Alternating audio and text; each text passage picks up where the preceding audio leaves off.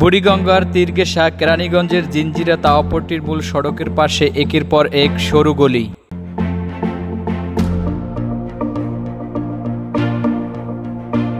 গলির দুই পাশে ছোট ছোট কারখানা গড়ে উঠেছে। এসব কারখানাতেই প্রতিদিন হাজার হাজার শ্রমিক কাজ করেন।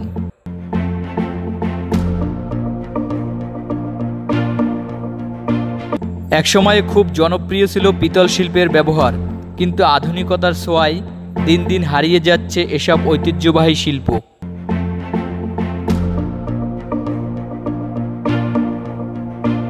কয়লা ও আগুনের সাহায্যে পিতলের হাঁড়ি, কলসি ও পাতিল সহ কয়েক যুগ আগের হারিয়ে যাওয়া ঐতিহ্যবাহী জিনিসগুলো এখনও এখানে তৈরি হয়।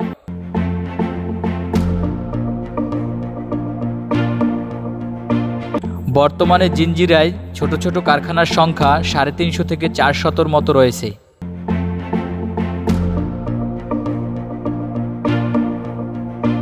পিতল তৈরির দ্রব্যের ব্যবহার কমে যাওয়া ও দাম বৃদ্ধি পাওয়ায় এই শিল্পের অস্তিত্ব প্রায় বিলীন। ফলে বেকার হয়ে যাচ্ছেন এই শিল্পের সাথে জড়িত কয়েক হাজার মানুষ।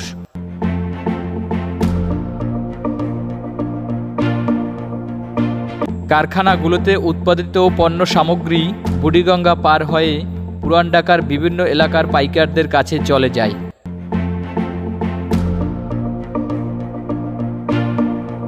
পরে আরেক দফা হাত বদল হয়ে সারা দেশের খুচরো ব্যবসায়ীদের দুয়ারে পৌঁছায়।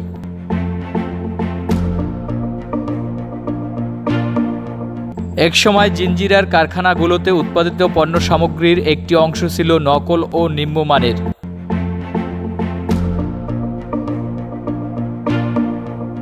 সেজন্য কোনো পণ্য নকল মনে হলে মানুষ মেড ইন জিঞ্জিরা বলে টিটকানি কাটতেন।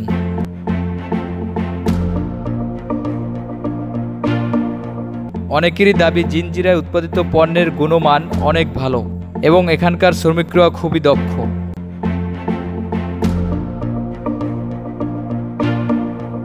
তবে বর্তমানে কারখানাগুলোতে মানসম্পন্ন জিনিস তৈরি করছেন বলে দাবি করছেন জিঞ্জিরা তাওয়াপট্টি ক্ষুদ্র ও কুটির শিল্প ব্যবসায়ীগণ।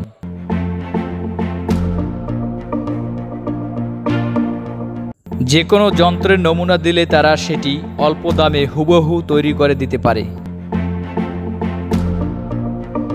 এই পেশার সাথে জড়িত মাত্র হাতে গোনা কয়েকজন ব্যবসায়ী এখনও এই পেশাটাকে বাঁচিয়ে রেখেছেন। পিতল দিয়ে তৈরি হাঁড়ি, পাতিল সহ সব ধরনের দ্রব্যই নিখুঁতভাবে সম্পূর্ণ হাতে করা হয়, যার ফলে দাম ও খরচ বেড়ে যায়।